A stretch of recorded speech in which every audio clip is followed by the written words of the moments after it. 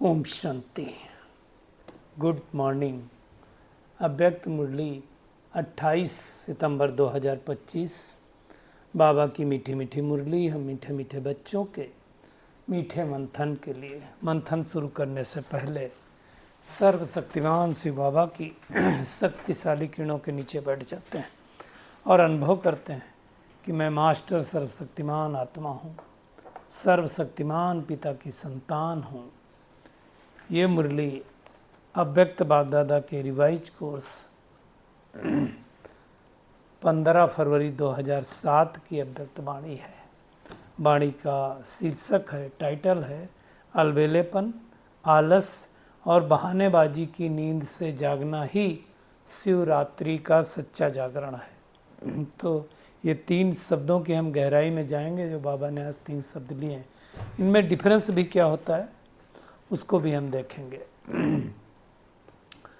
तो दूसरी बात बाबा ने अनोखे बर्थडे के बारे में कही कि ये जो तुम्हारा बर्थडे होता है और ये अनोखा है, बाप और बच्चों का एक साथ होता है ना। तीसरी बात बाबा ने कंपेयर किया कि जो दुनिया वाले शिवरात्रि का मतलब त्यौहार मनाते हैं और बच्चे मनाते हैं, उनमें क्या डिफरेंस है, तो उसको भी हम देखेंगे।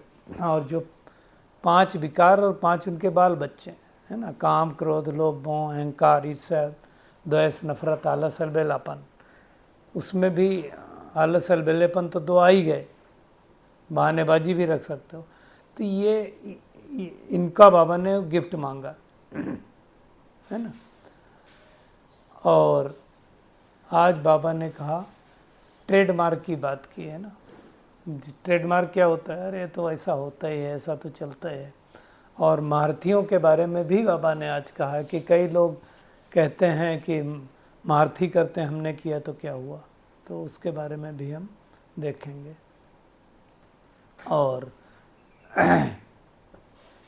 रॉयल फैमिली, रॉयल प्रजा और द्वापर के भक्त, उसमें भी 3 प्रकार के हैं, सतो, रजो, तमो, 3 प्रकार के भक्त। अब ये कैटेगरी तो सोचा नहीं है ना, इसको भी हम देखेंगे। और हद की इच्छाओं का त्याग करेंगे तभी हम तपस्वी मूर्त बन सकते हैं। कर्म के फल की सूक्ष्म कामना रखना भी फल को पकने से पहले कच्चा खा लेना है, इसको भी हम अच्छी तरह से देखेंगे। और पाप कटेश्वर हम तब बन सकते हैं जब याद ज्वाला रूप होगी। तो आज की पूरी मुरली है। पहले हम ये 3 शब्दों की गहराई में जाएंगे। अलबेलापन और आलस से तीनों में क्या फ़र्क होता है? मोटा मोटी अगर हम देखें तो आलस को हम देखते हैं, तो आलस जो होता है वो हमारा शारीरिक और मानसिक थकावट के कारण आता है। शारीरिक रूप से थके होंगे तो भी आलस्य आएगा, मानसिक रूप से हम थके हुए होंगे तो भी आलस्य आएगा। मानसिक रूप से कैसे थकते हैं हम? ज़्यादा संकल्प क्रिएट करना, किसी के साथ झगड़ा हो जाना, किसी के साथ बहुत कुछ हो जाने का, तो फिर क्या होता है, हमें आलस्य आता है, कुछ करने का मन नहीं करता है। शारीरिक रूप से थकान कब आती है? अगर हमें कोई बीमारी हो जाए या हम ज़्यादा काम कर लें, ज़्यादा वर्कआउट कर लें, तो भी हमें थकान आती है, तो उसको बोला जाता है आलस। इसके लक्षण क्या होते हैं? हमें सुस्ती आएगी, नींद आएगी, काम ना करने की इच्छा जागृत होगी, ये सब आलस्य में होता है ना। और धीरे धीरे जब 1 दिन होगा, 2 दिन होगा, तो धीरे धीरे आदमी आलसी हो जाता है, तो उसको कहा जाता है आलसी, है ना। ये भी पतन की बहुत बड़ी जड़ है। ये संकल्पों के ऊपर भी बहुत कुछ डिपेंड करता है। अगर हम छोटे मोटे संकल्प करेंगे, निगेटिव संकल्प करेंगे, ऊर्जावान संकल्प नहीं करेंगे, जैसे किसी को बोलो आप कैसे हैं, तो बोलेंगे हाँ ठीक है, मतलब उमंग उत्साह वाला नहीं, तो उसका फ़र्क पड़ता है। अब अलबेलापन क्या होता है? अलबेलापन और आलस में ही डिफरेंस है। वो शारीरिक और मानसिक के थकावट से उपजा हुआ है, लेकिन अलबेलापन क्या है?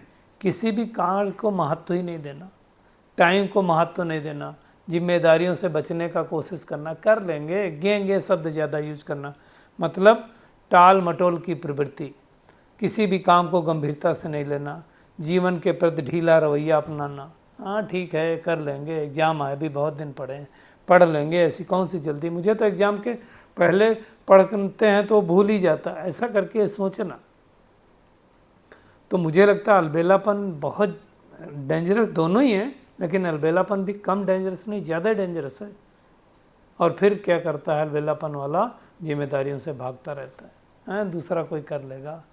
तो ये दोनों में बहुत ज़्यादा डिफरेंस है और ये हमें नीचे की ओर लेकर के जाता है ना। ये मनोदशा है बेसिकली। तो इस मनोदशा से हमें निकलना है, टालना नहीं। एक्चुअली कई लोगों की आदत होती है कि आज के काम को कल पर टालते हैं, ये भी अलबेलापन है ना। काम है आज कर भी सकते हैं, अरे कल कर लेंगे, अभी तो बहुत दिन पड़े हैं, अभी तो बहुत दिन छुट्टी पड़ी है, होमवर्क दिया है टीचर ने, बाद में कर लेंगे। नहीं, ये अलबेलापन नहीं करना, अभी करो ना, करके ख़त्म करो, फिर शांति से बैठो। मेरा तो यही सोचना है। तो जो ऐसे चीज़ों में जकड़ जाते हैं, है ना, मतलब पुरुषार्थ के प्रति ढीलापन करेंगे, अभी बहुत दिन परिवर्तन के बने, उनको आनंद नहीं आता, फिर उनके वो विकार हावी हो जाते हैं, है ना। आलस्य भी एक जंजीर है, एक बार दिखाया तो वो जंजीर से जंजीर मिलती जाएगी। और आलसी व्यक्ति आप जीवन में देखो सफल नहीं हो पाता है ना। देखो कितनी गहरी बात किसी ने कही, जैसे मरे हुए टिंडे को चींटियां जहाँ ले जाती हैं, वैसे अलबेलेपन और आलस्य की गफलत में पड़े इंसान को छोटी छोटी बातें संकल्पों की राह में जिधर बहाना चाहे लेके चली जाएंगी। तो इन बातों के ऊपर बहुत ही ध्यान देना। और फिर क्या होगा, जब आलस और बेलापन आएगा ना, तो हम फिर बहानेबाजी शुरू कर देते हैं। काम नहीं करेंगे, मान लो हमने काम नहीं किया, टाइम पर कोई काम नहीं किया, तो हम बहाना क्या बजाएंगे, अरे वो आ गए थे इसलिए देर हो गया, वो काम आ गया था, लाइट चली गई थी, पानी चला गया था, दुनिया भर के बहाने बताते रहेंगे। तो ये तीनों कनेक्टेड वर्ड हैं, है ना। आलस, अलबेलापन और बहानेबाजी। बहानेबाजी उसका परिणाम है, तो हमें वो नहीं करना। ये महान शत्रु हैं, आगे हमें नहीं बढ़ने देते हैं। ये विकारों के बाल बच्चे हैं, तो इससे हमें मुक्त होना है, नहीं तो हम पुरुषार्थ में आगे नहीं बढ़ सकते हैं। ब्राह्मण बच्चों के लिए तो इससे हमें जागना है। बाबा ने आज जो कहा ना, यही सच्ची शिवरात्रि, बहानेबाजी की नींद से। एक बारी मुरली में कहा था ना बाबा ने कि एक बात में हमारे बच्चे नंबर 1 है, और वो है कौन सी बाजी में नंबर 1 है, तो बाबा ने कहा बहानेबाजी में, है ना। तो हमें इसमें नंबर 1 नहीं बनना है, हमें इससे मुक्त करना है अपने आप को। तो आलस्य से भी मुक्त रहेंगे। बाबा ने पहले नंबर पे अलबेलापन रखा है, अलबेलापन, फिर आलस्य, फिर बहानेबाजी, तो उसका रिजल्ट है वो। तो हमें इन दोनों बातों से बिल्कुल मुक्त होना है ना। अमृत बेला कई लोग नहीं कर पाते हैं। अब क्यों नहीं कर पाते हैं, एक तो शारीरिक प्रॉब्लम हो सकती है, उसके कारण आलस आता है, लेकिन हमने देखा अलबेलापन ज़्यादा होता है। रोज़ रोज़ उठेंगे आप देखो तो कर पाएंगे। कई लोग क्या होता है देखो, वॉकिंग के लिए 1-2 दिन जाएंगे, फिर दृढ़ प्रतिज्ञता खत्म हो जाती, तो फिर नहीं कर पाते हैं। हमें क्या करना है, दृढ़ प्रतिज्ञता को दोहराना है। और आप कोई काम 21 दिन लगातार कर लेते हैं, फिर वो काम आपसे होता रहेगा, फिर आपको अलबेलापन आएगा नहीं, फिर आप ना जाएं। मैं अपनी बात बताता हूँ, अगर 1-2 दिन वॉकिंग नहीं कर पाओ किसी कारण बस, तो फिर क्या होता है, अंदर से लगता है कि कुछ तो मिस हो रहा है, और फिर क्या होता है, पछतावापन होता है, और फिर हम दुनिया भर के बहाने मारते हैं। तो हमें इन तीनों विकारों से बहुत मुक्त होना, और उसी को बाबा ने आज अलग अलग तरह से कहा है। भगवान देखो, हाँ, कह रहा आप अति लाडले हो, अति सिकलिदे हो, परमात्मा प्यार के पात्र बच्चे हो। थोड़े से बच्चे तो होते हैं जो विचित्र बाप को जानते हैं। विचित्र मतलब जिसका चित्र हमारे जैसा नहीं है, शरीर नहीं है, निराकार है वो, और हम सब बच्चे उसका विचित्र बर्थडे मनाते हैं। सोचो, ऐसा बर्थडे होता है किसी का कि बाप और बच्चे का एक साथ हो, एक दिन हो? ऐसा तो नहीं होता है ना। तो ये अलौकिक बर्थडे है। उसके बारे में बाबा ने फिर बहुत सारे गिफ्ट और सब कुछ मांगे, है ना। इतना गहरा प्यार है, बाबा ने कहा कि साथ हैं, कंबाइंड में साथ रहेंगे, और साथ वापस घर जाएंगे, और फिर ब्रह्मा बाबा के साथ में आकर के राज्य करने वाले। तो बाबा ने आज पूछा, अकेले तो नहीं रहते हो, अकेले रहेंगे तो क्या होगा, माया कच्चा खा जाएगी। तो हमें अकेले नहीं रहना, भगवान के साथ कंबाइंड रहना है ना। बाबा ने कहा बर्थडे पे, जिसे शिवरात्रि में क्या होता है, शिवरात्रि तो परमात्मा का बर्थ डे ही गायन है। अब देखो दुनिया में जितने भी बर्थडे होते हैं, हाँ, दिन में होते हैं, भगवान का रात में क्यों होता है? शिवरात्रि क्यों कहा जाता है? क्योंकि कलयुग रूपी रात में आता है। तो ये समझना है। बाबा ने कहा बच्चों के कितने उमंग उत्साह हैं ये मुझे सुनाई देता है, लेकिन डिफरेंस क्या किया, आज बाबा ने उस भक्त आत्मा को याद किया, मुबारक दिया, जिसने इस विचित्र जन्मदिन को मनाने की कॉपी की। तो क्या क्या कॉपी किया देखो। बाबा ने कहा आप ज्ञान प्रेम रूप में मनाते हो, ज्ञान समझ करके मनाते हैं और प्रेम स्वरूप में मनाते हैं। भक्त आत्मा ने क्या, भावना और श्रद्धा के रूप में बना दिया। बहुत बड़ी अच्छी भावना से मनाए, बड़ी अच्छी श्रद्धा से भगवान के ऊपर चढ़ाते हैं, पुष्प अर्पण करते हैं, तो उसको भगवान मुबारक दे रहे हैं। अब देखो वो भी व्रत रखते हैं, क्या करते हैं, एक दिन का व्रत रखते हैं। वो साल में एक दिन मनाते हैं ना, हम भी व्रत रखते हैं, हम आजीवन व्रत रखते हैं। वो एक दिन खाने पीने का व्रत रखते हैं, हम बुराइयों का व्रत रखते हैं, आजीवन रखते हैं ना। तो ये डिफरेंस है ना। फिर वो जागरण करते हैं उस दिन, हम अज्ञान निंद्रा से जागरण करते हैं। तो दिस इज द डिफरेंस, है ना। वो वर्ष वर्ष व्रत लेते हैं, हम है ना, हम जीवन भर के व्रत रखते हैं। वो फिर क्या करते हैं, वो क्या चढ़ाते हैं, धतूरा और ये सब चढ़ाते हैं। धतूरा चढ़ाएंगे, अग चढ़ाएंगे, हाँ। और कई लोग तो आजकल वो भांग वांग का नशा लेते हैं, कहते हैं वो शिव शंकर को एक समझ करके सोचते हैं कि वो भी तो लेते थे, हम ऐसा तो नहीं करते। तो ये डिफरेंसेज हैं। हम क्या करते हैं, क्रोध रूपी, है ना, लोभ रूपी, मोह रूपी, अहंकार रूपी धतूरे को चढ़ाते हैं। तो ये दोनों में डिफरेंस है ना। तो ये समझना है। आज बाबा ने कहा कि मुख्य तो है प्योरिटी, और प्योरिटी के 5 साथी हैं, काम, क्रोध, लोभ, मोह, अहंकार। ये 5, ईर्ष्या, द्वेष, नफरत, आलस, अलबेलापन, वो भी है। तो उसके बारे में बाबा ने कहा, है ना। ऐसा तो है नहीं कि पहला के ऊपर रखा और दूसरे छोड़ दिए, है ना। तो पहले के ऊपर रखा मतलब ब्रह्मचारी, ब्रह्मा के आचरण पर चलना, यही मुख्य बात है। बाकियों को तो भी ध्यान देना। ऐसा तो है नहीं क्रोध की छुट्टी दे दी बाबा ने, मोह की छुट्टी दे दी, लोभ की छुट्टी दे दी, अहंकार की छुट्टी दे दी, नहीं। बाबा ने कहा ये सभी विकार कब आते हैं, जब कोई ना कोई हमारा दरवाज़ा खुला हुआ है, तभी तो आएगा ना। क्योंकि भगवान के बनते हमें क्या वरदान मिलता है, योगी भव, पवित्र भव, यही तो वरदान मिलता है ना, पवित्र भव, योगी भव का।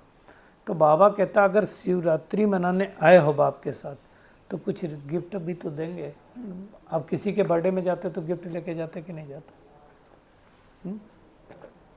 बाबा ने कहा पुरुषार्थी नहीं हो, 70 साल बीत गए थे उस समय। ब्रह्मा कुमार ब्रह्मा कुमारी लिखते हो, पुरुषार्थ कुमार पुरुषार्थ कुमारी नहीं लिखते हो, पुरुषार्थी कुमारी नहीं हो, है ना। तो वो मेहनत करनी है। तो भगवान ने आज हम सबसे सौगात मांगी। तो वो कौन सी सौगात मांगा है बाबा ने? तो ये 3 बातें मांगी हैं, आलस, अलबेलापन, आलस और बहानेबाजी की सौगात मांगी। कहते हैं भक्तों को आप जगाते हो, तो ये नींद से जगाते हैं ना, जो घड़ी घड़ी सो जाते हैं। तो इन 3 बातों से भगवान हमें जगा रहा है। क्रोध आता है, अभिमान आता है, लोभ आता है, और फिर हम क्या उसका कारण किसको देंगे? ये ट्रेडमार्क बन गया। इसको बाबा ने आज ट्रेडमार्क के रूप में कहा। ट्रेडमार्क क्या बन गया? अरे तो होता ही है, किसको नहीं आता है क्रोध, किसको नहीं आता है लोभ, क्या क्या हो रहा है, ये कोई नई बात नहीं है, है ना। बाबा कहता है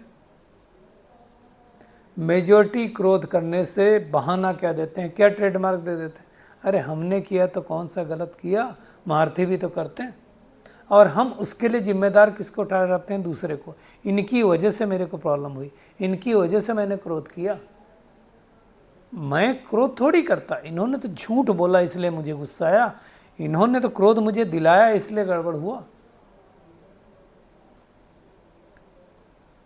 मैंने रंग थोड़ी किया। और फिर हम उंगली दूसरे के ऊपर रखना चालू करते हैं, मतलब दूसरे पर दोषारोपण करते हैं। ये अगर ऐसा नहीं करे तो नहीं होगा। मुझे कब आंखें कब दिखानी पड़ती बच्चों को, है ना, रोब कब दिखाना पड़ता है, क्योंकि बच्चा सुनता नहीं है। बाबा ने कहा दूसरे पर रोब रखना ये बहुत सहज है ना? लेकिन अब क्या करो, अपने ऊपर रखो। क्रोध का बच्चा रोब, और रोब भी अनेक प्रकार के होते हैं, रोब है, धौंस है। ये कई बार बाबा ने कहा क्रोध के बाल बच्चे हैं, तो बाबा ने कहा तो ये 4 का भी व्रत लेना है। ये व्रत लेंगे ना, सोचने की बात है। एक जन्म की पढ़ाई है, कमाई सारे कल्प की है, आसान काम नहीं, मासी का घर नहीं है। आधा कल्प देखो राज्य भाग मिलता है हमको, आधा कल्प हमारे उस स्वरूप की पूजा होती है, हम पूज्य बनते हैं। मतलब सारे कल्प की प्राप्ति एक जन्म में भी तो नहीं कहेंगे। एक तो जन्म छोटा सा है और उसमें भी फुल जन्म तो नहीं है, किसी को आधा मिलता है, किसी को चौथाई मिलता है। अब हम जैसे लोगों को अगर देखा जाए तो चौथाई कहेंगे। अगर 60-70 साल की भी आयु रखो, 10-15 साल 20 साल मिले तो क्या मिले, तो 1/4 मिले। तो हिम्मत रखनी पड़ेगी, मेहनत करनी पड़ेगी, ऐसा नहीं होगा।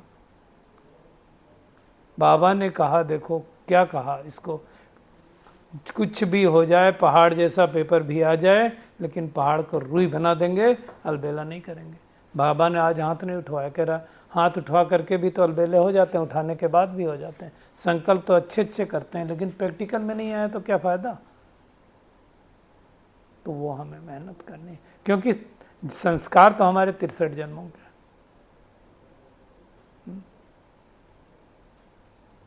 तो अब 63 जन्मों के संस्कार हैं, तो उसको छोड़ना थोड़ा सा मुश्किल हो रहा है। और उसके लिए क्या बाबा ने उपाय क्या बताया, तो दृढ़ता की कमी बताया। दृढ़ता की चाबी को यूज करो, हो जाएगा, चलता है, चलने दो, कौन बना है। और क्या कहते हैं इसमें, मेजॉरिटी लोग कहते हैं अरे महारथी भी तो ऐसे करते हैं। बाबा ने कहा अच्छा एक बात बताओ, महारथी जब उस समय वो गलती करता है तो क्या महारथी है उस समय? तो महारथी का नाम क्यों खराब करते हो? उस समय वो महारथी है ही नहीं, तो महारथी कह करके अपने आप को कमज़ोर नहीं करना। कई लोग बोलते हैं महारथी लोग ऐसी सी गलती करते हैं, बड़े लोग ऐसी गलती करते हैं, ऐसा नहीं है। महारथी फिर बोलते क्यों अगर वो गलती कर रहा है? या तो महारथी बोलो या तो गलती नहीं बोलो। तो महारथी का नाम खराब करना नहीं है, इसके लिए बाबा ने आज 2 टूक शब्दों में कहा। सबसे बड़ी बात है दूसरे को देखना बहुत सहज होता है, अपने को देखने के लिए हिम्मत चाहिए। इसलिए कहते हैं बुरा जो देखन मैं चला, मुझसे बुरा न मिलिया कोई, जो मैं देखूं दिल अपना, मुझसे बुरा न कोई। तो भाई किसी की हमें बुराई नहीं देखनी, अपने ऊपर अपनी किसी भी बात की जिम्मेदारी दूसरे के ऊपर टालनी नहीं। क्योंकि हमारी बचपन से तो आदत पड़ गई उंगली सब तरफ रखने के लिए, इधर भी रखो, उधर भी रखो, उधर भी रखो। नहीं, हमें उंगली अपने ऊपर रखना है ना। आप देखो बाबा क्या कह रहा है, आपके पीछे आपकी राजधानी में रॉयल फैमिली भी तो आएगी, रॉयल प्रजा भी तो आएगी, द्वापर से भक्त भी आएंगे। और भक्त भी 3 तरह के हैं, सतो, रजो, तमो। अब देखो जो सतो प्रधान भक्त होते हैं उनकी भक्ति कैसी होगी, अब सोचो। फिर रजो होंगे, तमोगुणी होंगे। अभी कलयुग के अंत में तो सब तमोगुणी भक्ति, प्रकृति के 5 तत्वों की पूजा करना मतलब तमोगुणी ही हो गई ना। सतोगुणी मतलब खाली, सतो भक्ति किसको कहेंगे? शायद मुझे जो लग रहा है परमात्मा की खाली भक्ति करना है ना, सतो। और रजो भक्ति करना मतलब देवी देवताओं की करना, और तमो मतलब किसी भी 5 भूतों की पूजा करना। तो ये सारी बातें भगवान समझाता है। तो 3 प्रकार के भक्त भी हैं, तो कितनी पीछे लंबी लाइन, और जो हम करेंगे पीछे वाली करेंगे। इसलिए बाबा ने कहा बहानाबाजी अगर आप दोगे तो भक्त भी बहाना देंगे, उल्टी कॉपी करने में होशियार होते हैं, ब्राह्मण परिवार भी करते हैं। इसलिए बाबा ने कहा दृढ़ संकल्प करो, संस्कार का टक्कर न हो, स्वभाव का मतभेद न हो, और कमज़ोरों की जो बातें होती ना वो नहीं। अगर किसी ने किसी के प्रति कोई झूठी बात कह दी है ना, तो कहते हैं हमको ज़्यादा क्रोध आता झूठ के ऊपर।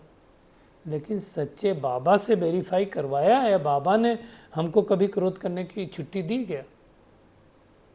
और अगर भगवान हमारे साथ है तो चाहे दुनिया एक तरफ हो जाए, विजय किसकी होगी? जो पांडवों के लिए दिखाया है महाभारत में। खाली श्री कृष्ण थे, अक्षुणी सेनापति थी करों के साथ, लेकिन जीत किसकी हुई है? तो ये समझना है। इसलिए झूठ को झूठा ही कर दो ना, बढ़ाना नहीं। हमें फिर उस झूठ को आगे नहीं बनाना, किसी और को नहीं बोलना। तो ये बाबा की को बहानेबाजी अच्छी नहीं लगती। और जब हम आलस और बिल्लापन करते हैं तो जैसा पहले भी कहा, हम बहानेबाजी खूब करते हैं। लेट हो जाएंगे, पहले से अटेंशन नहीं रखा, टाइम पर तैयार नहीं होंगे, फिर बोलेंगे मेरा जाम लगा है, गाड़ी लेट हो गई, ये हो गया, वो हो गया, दुनिया भर की ये बहानेबाजी करता है ना। तो बहानेबाजी से हमें दूर रहना, यही मेहनत हमें करनी है। तो बाबा ने कहा दृढ़ संकल्प करो कि बहानेबाजी, आलस, अलबेलेपन को समाप्त करेंगे। और इसके लिए बहुत काल का अभ्यास चाहिए, 1 मिनट में नहीं होगा, है ना। तो हमें क्या करना है? इकोनॉमी करना है। इकोनॉमी मतलब शिव बाबा, इकोनॉमी मतलब बचत और एकाग्र स्वरूप में रहना है। तब जा कर के हम कर पाएंगे, नहीं तो मुश्किल है। कंपेयर नहीं करना किसी से, क्रिटिसाइज भी किसी को नहीं करना, है ना। तो ये हम सबको मेहनत करनी है। आते हैं आज के वरदान पे। हद की सर्व इच्छाओं का त्याग करने वाले सच्चे तपस्वी मूर्त भव। अब ये बहुत बड़ी बात है, हद की इच्छाओं का त्याग करना। हद की इच्छा के इच्छा मात्रम अविद्या रूप। हद की तो बहुत सारी इच्छाएं होती हैं। मुझे घर चाहिए अच्छा, मोबाइल अच्छा चाहिए, आजकल तो मोबाइल की भी बड़ी इच्छा होती है। अच्छा आईफोन है आपके पास, अरे ये वाला फ़ोन है, तो अंदर से इच्छा हो रही है। कई लोगों को बोलते भी हैं, तो मतलब ठीक है, फ़ोन तो फ़ोन है, लेकिन अभी एक चीज़ समझो, होगा किसी के पास, हमारी जो हैसियत हम उसके हिसाब से करेंगे, हमारा क्यों बुद्धि उधर जाए, है ना। तो बाबा ने कहा जो लेने का संकल्प करता है अल्पकाल के लिए लेता है, लेकिन सदा काल के लिए गंवाता है। इसलिए हमें किसी के आगे हाथ नहीं फैलाना। हमें क्या करना है? हमें देने वाला दाता बनना है। तपस्वी बनने में अल्पकाल की इच्छा है, मेरे को अच्छा रहने का नहीं मिला, मेरे को अच्छा खाने का नहीं मिला, मेरे को VIP नहीं मिला, ये सब इच्छाएं हमें तपस्वी मूर्त नहीं बनने देंगी। बाबा कहता है हद के मान शान के लेवतापन का भी त्याग करके विधाता बनो। विधि कितने दिन से विधाता शब्द आ रहा है ना। लोगों को भाग्य बनाने की विधि बताओ। भगवान क्या करता है? विधाता क्यों नाम है उसका? क्योंकि विधि बताता है। और विधातापन के संस्कार जब इमर्ज होंगे तो अन्य संस्कार स्वतः दब जाएंगे। आज देखो बाबा कह रहा है कर्म के फल की सूक्ष्म कामना रखना भी फल को पकने से पहले कच्चा खा लेना। किसी को ज्ञान सुना है, सोच रहे हैं ये भाई तो बड़ा पावर वाला है, ये आ जाएगा ना तो मेरा ये काम हो जाएगा, मेरी सेवा हो जाएगी।